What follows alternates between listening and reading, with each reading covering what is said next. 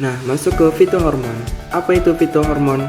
Fitohormon merupakan senyawa organik atau non-nutrisi yang disintetis pada bagian tertentu di suatu tumbuhan kemudian ditranslokasikan ke bagian lain pada tumbuhan. Bagian tumbuhan yang ditranslokasikan tersebut akan memberikan respon baik secara fisiologis, morfologis, maupun biokimia. Jenis-jenis fitohormon.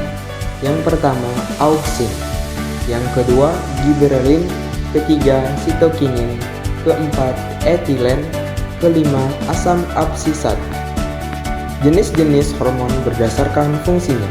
Yang pertama, hormon yang berperan dalam pemacu pertumbuhan tanaman yaitu auksin, giberelin, sitokinin, dan etilen. Selanjutnya yang kedua, hormon yang berperan dalam penghambat pertumbuhan tanaman yaitu asam absisat. Kami akan menjelaskan salah satu jenis hormon yaitu sitokinin. Apa itu sitokinin? Jadi sitokinin adalah senyawa yang dapat ditemui secara bebas di sitoplasma serta merupakan salah satu komponen terintegritas dari beberapa RNA-T.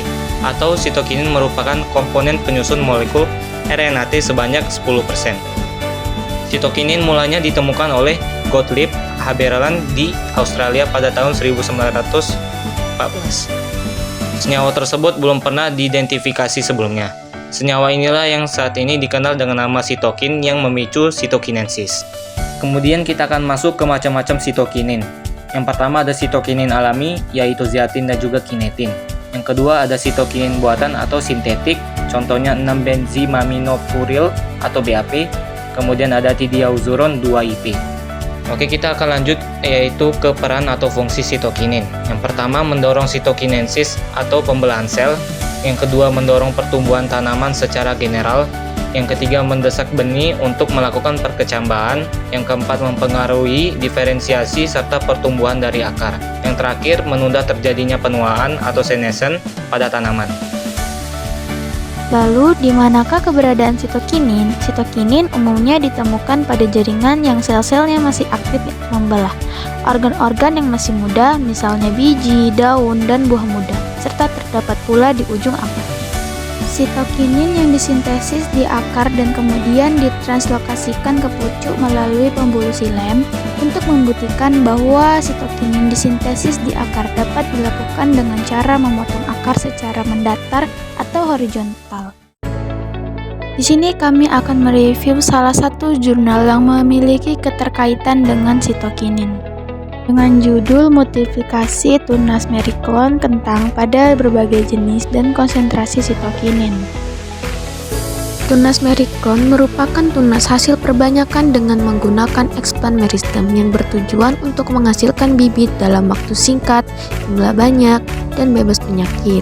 Dan penelitian ini bertujuan untuk mendapatkan jenis dan konsentrasi sitokinin yang memberikan hasil terbaik terhadap multiplikasi tunas merikon kentang secara in vitro.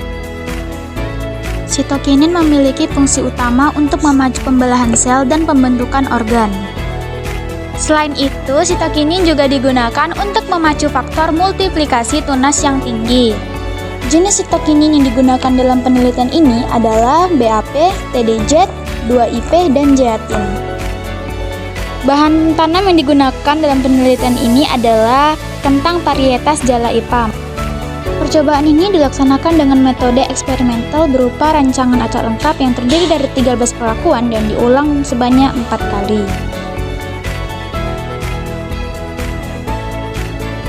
Dapat dilihat bahwa pada 4 dan 6 minggu setelah tanam, jumlah tunas tidak berbeda nyata pada semua perlakuan. Sedangkan pada 8 minggu setelah tanam, perlakuan M2,0 mg L-1 zeatin menghasilkan jumlah tunas yang lebih banyak dan berbeda nyata dengan perlakuan lainnya. Pemberian konsentrasi sitokinin yang tinggi atau tunggal akan meningkatkan frekuensi multiplikasi tunas semakin tinggi. Konsentrasi sitokinin yang diberikan pada tanaman maka jumlah tunas yang dihasilkan lebih banyak. Pemberian sitokinin secara tunggal mampu menghasilkan tunas yang maksimal, namun pada konsentrasi tertentu akan menghasilkan kelainan pada tunas yang diperoleh. Perlakuan A menghasilkan tunas tertinggi dibandingkan dengan perlakuan lainnya. Namun, tunas yang dihasilkan terlihat lemah dengan ciri-ciri batang kurus, jarak antar ruas yang panjang sehingga daun yang dihasilkan sedikit. Pada perlakuan penambahan sitokinin, terlihat tinggi tunas yang dihasilkan lebih rendah dibandingkan dengan kontrol atau tanpa zat pengatur tumbuh.